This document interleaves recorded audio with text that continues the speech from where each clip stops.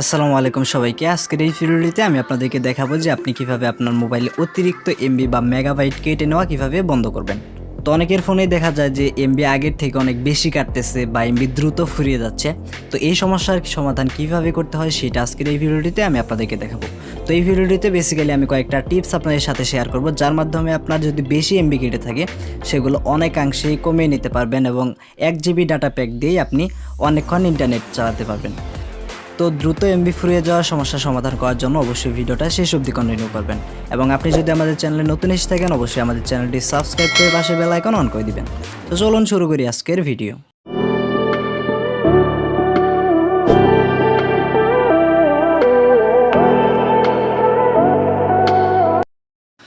তো আসলে মোবাইলে এমবি কাটার অনেকগুলো কারণ রয়েছে, যার ফলে আপনার মোবাইলে দ্রুত এমবি শেষ হয়ে যায়।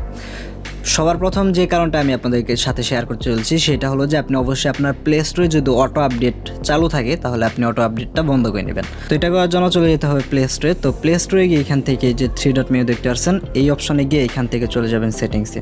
তো সেটিংসে যাওয়ার পর এখানে দেখবেন, তারপর এখান থেকে অটো আপডেট অ্যাপস, এই জিনিসটা কিন্তু খুব ইম্পর্টেন্ট। এইখান থেকে আপনার যে কাজটা করবেন এটা কিন্তু অটো আপডেট অ্যাপস, এটা কিন্তু ওভার এনি নেটওয়ার্ক সবার প্রথমে সিলেক্ট করা থাকে। তো এটা যখন সিলেক্ট করা থাকবে তখন অটোমেটিক্যালি যে কোনো আপনার মোবাইল ডাটাই হোক অথবা ওয়াইফাই থাকেন, একটা সফটওয়্যার যখন আপডেট আসবে তখন কিন্তু অটোমেটিক আপডেট হয়ে যায়।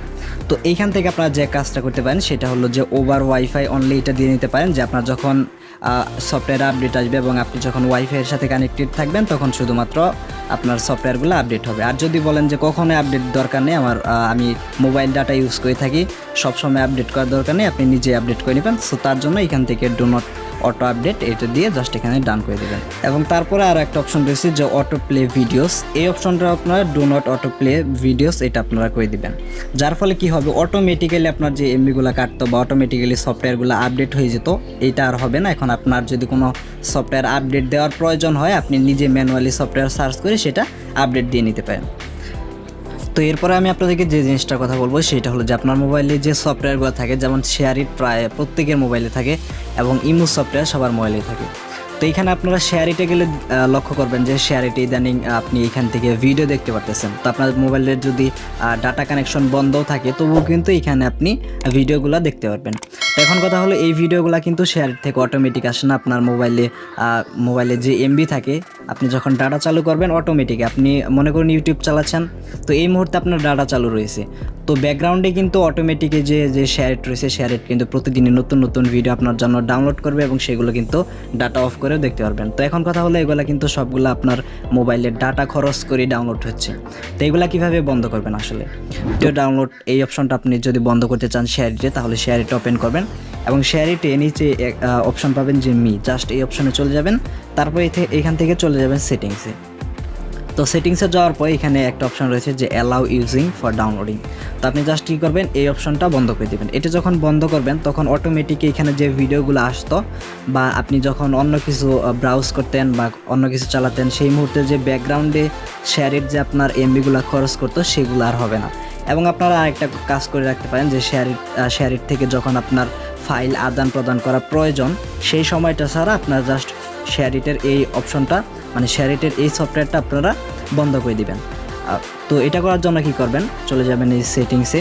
তো সেটিংসে গিয়ে এখান থেকে আপনারা প্রত্যেক মোবাইলে অপশন পাবেন যে অ্যাপ ম্যানেজমেন্ট বা অ্যাপ। তো জাস্ট কি করবেন, এই অপশনটাতে চলে যাবেন।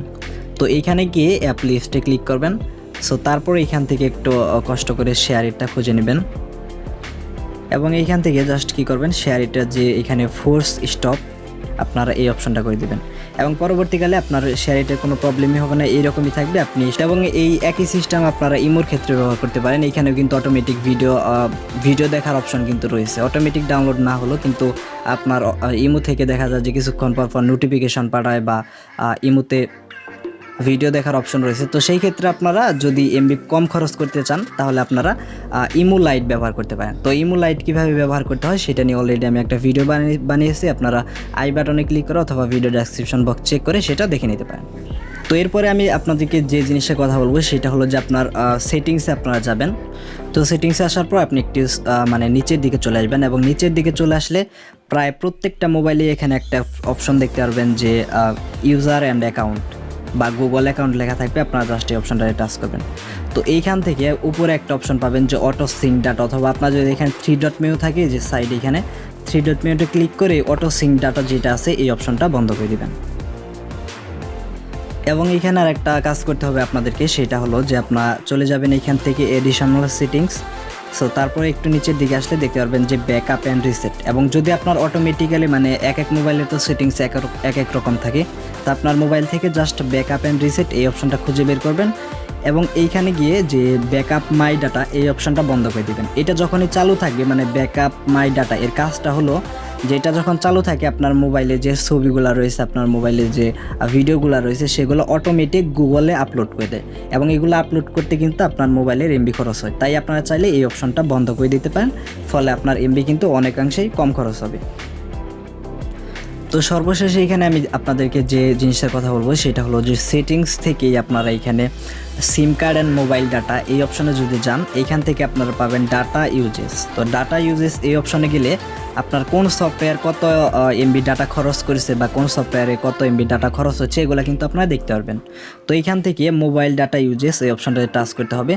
তো এখানে যখনই আপনি টাচ করবেন দেখতে পারবেন যে এখান থেকে কোন সফটওয়্যার কত জিবি বা কত এমবি ডাটা খরচ করেছে সব কিছু কিন্তু এখানে দেখতে পারবেন। এবং যাদের মোবাইলে তার নিচে একটা অপশন রয়েছে যে ডাটা সেভিং, এই অপশনটা যাদের মোবাইলে রয়েছে তারা জাস্ট এটা অন করে দেবেন এবং এটা যখন অন থাকবে অটোমেটিক কিন্তু আপনার মোবাইলে এমবি কম খরচ হবে। তো এই ছিল আজকের ভিডিও। আশা করি এই সব অপশন চালু করার মাধ্যমে আপনার মোবাইলে যে বেশি এমবি কাটতো এইটা আপনারা বন্ধ করতে পারবেন।